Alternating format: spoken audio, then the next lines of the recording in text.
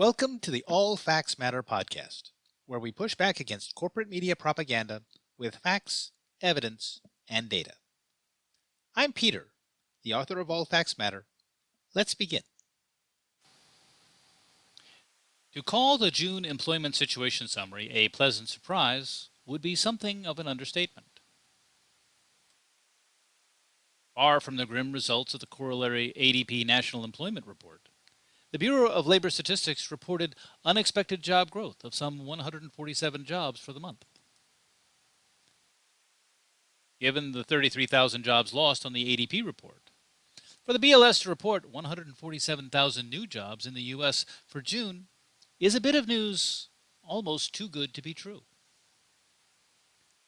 Unfortunately, too good to be true is exactly what that number is.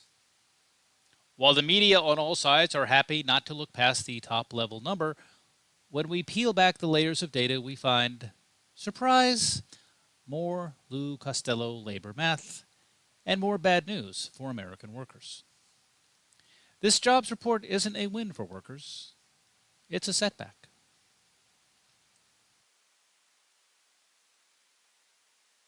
Not only is the 147,000 jobs reported on the June jobs report far better than the ADP numbers, it even bests May's results by a few thousand jobs. Adding to the positive nature of the report is the addition of 16,000 jobs to April and May's numbers. However, these positive corrections still leave the initial job numbers reported by the BLS overstated by some 208,000 jobs for 2025. Those positive revisions are also where the good news ends and Lou Costello labor math begins. When government jobs are excluded from the BLS data, the number of jobs created falls by half to just 74,000 jobs. Against the private sector numbers, the ADP numbers no longer appear that far out of bounds. When we index the various BLS metrics, as well as the ADP numbers to January of 2021, we see a continuation of the divergences from May. A strong indicator the BLS data is tainted with the statistical garbage of Lou Costello labor math. With 6 months of data for 2025, we begin to have enough post-Biden data to focus on the BLS results strictly for the Trump era. And that does not add any confidence to the BLS data. Redoing the index to January of 2025 confirms Lou Costello labor math, highlighting the divergence between the employment level metric from the BLS household survey and the metrics of the BLS establishment survey. The job loss on the ADP report is itself indicative of a growing divergence between the BLS and ADP results, something we should not see happen since all of these metrics are presumed to sample the same large data set. The marginal increase in the employment level from the household survey lends far more credibility to the ADP results than to the establishment survey results. Before we delve deeply into the numbers, we already can dispense with any celebratory nonsense for the June jobs report. Thanks to Lou Costello labor math, the best we can say of it is that the data is garbage.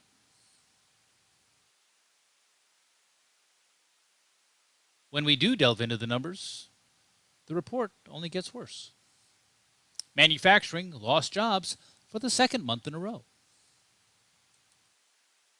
Even private education and health services, which has carried the BLS report for the past few reporting cycles, showed significantly weaker growth.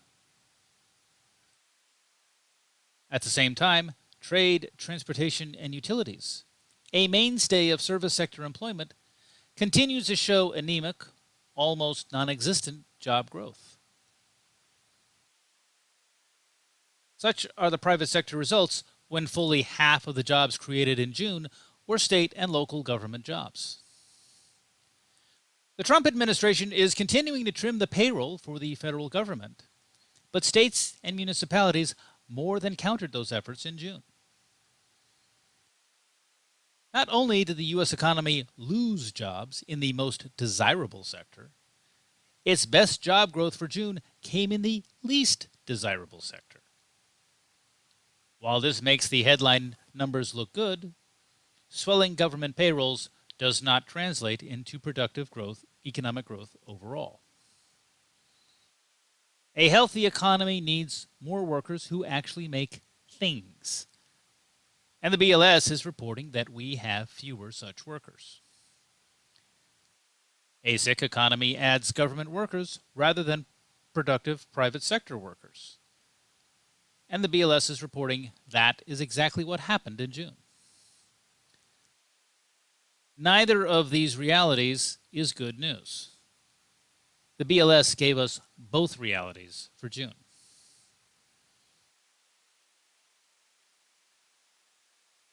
Adding to the poor job growth data is a decline in average hours worked. When people work fewer hours, hourly wage growth is undermined. And that is exactly what we see happening when we scrutinize the wage data. While real hourly goods producing wages continue to tick upwards, they are only now just matching the real hourly goods producing wages from January of 2021, before the 2022 hyperinflation cycle. However, that recovery falls short when we step back and look at real weekly goods producing wages. This is what happens when workers work fewer hours. Service wages are even in worse shape, as real hourly service wages still have not recovered to 2021 levels. The decline in hours worked, however, means that both nominal and real weekly service wages fell in June.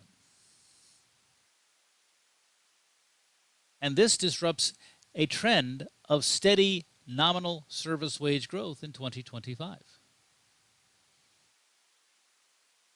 The growth trend had been more significant for real service wages, but that trend also had been broken.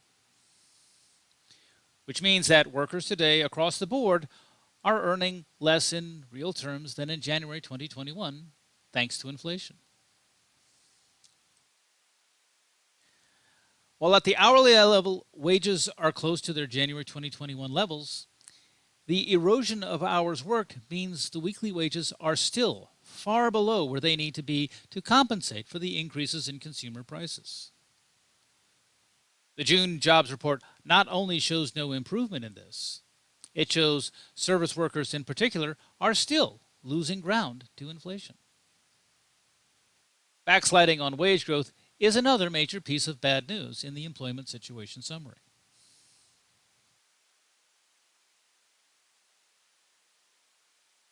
Presumably, one bright spot in the overall data is the decline in unemployment. Not only did the unemployment rate presumably fall, but the overall number of unemployed workers dropped dramatically on a seasonally adjusted basis. Even the number of workers not in the labor force grew by a much reduced number on a seasonally adjusted basis.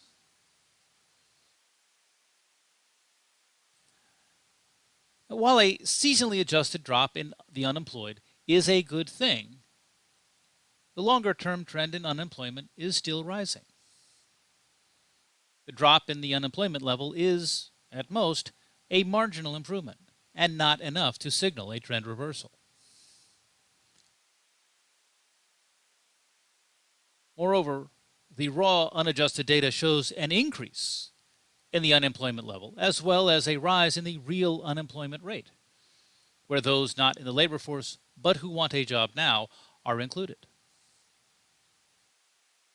Did overall joblessness really decline in June? The data tells us that assessment is far from certain. The strongest support we have for an assessment of reduced joblessness is that the employment population ratio did not fall in June, but held steady. Given the significant drop in the ratio just since the start of 2024, however, merely not falling further is hardly enough to qualify as good news. We need to see that ratio rising and rising sharply.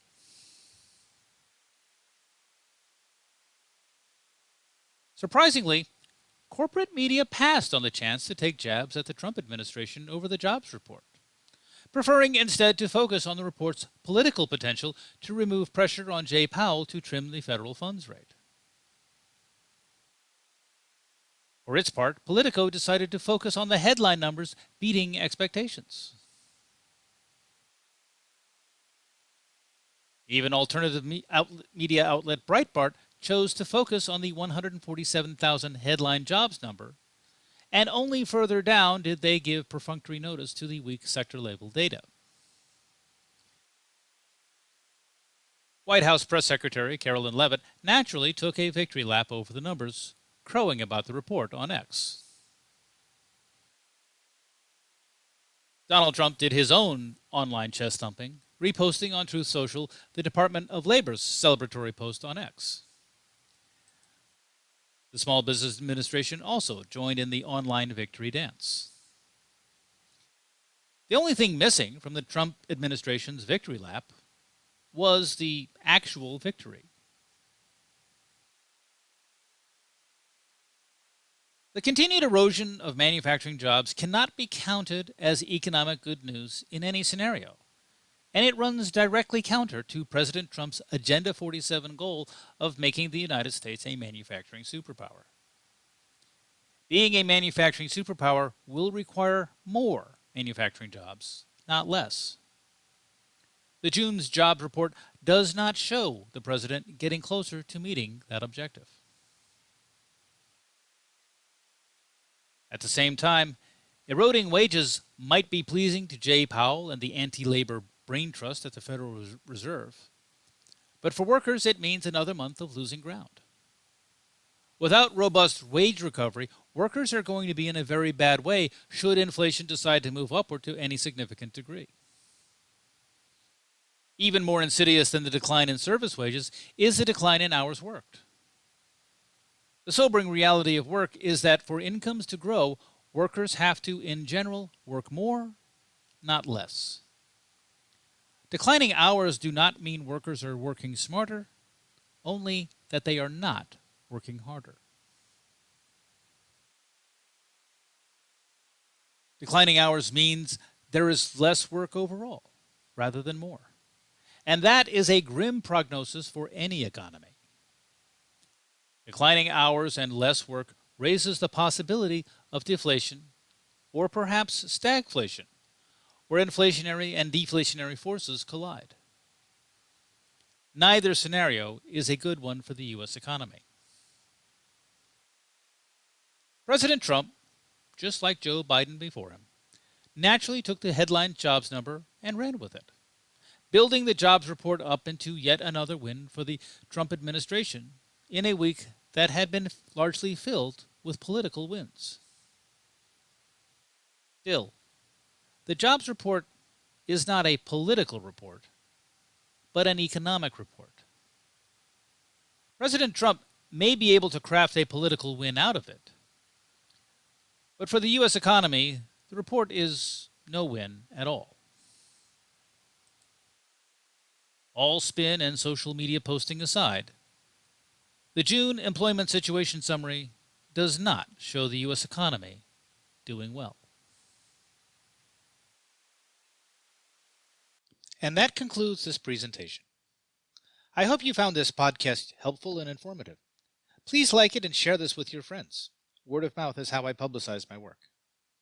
Please also consider making a one-time donation or becoming a paid subscriber to All Facts Matter.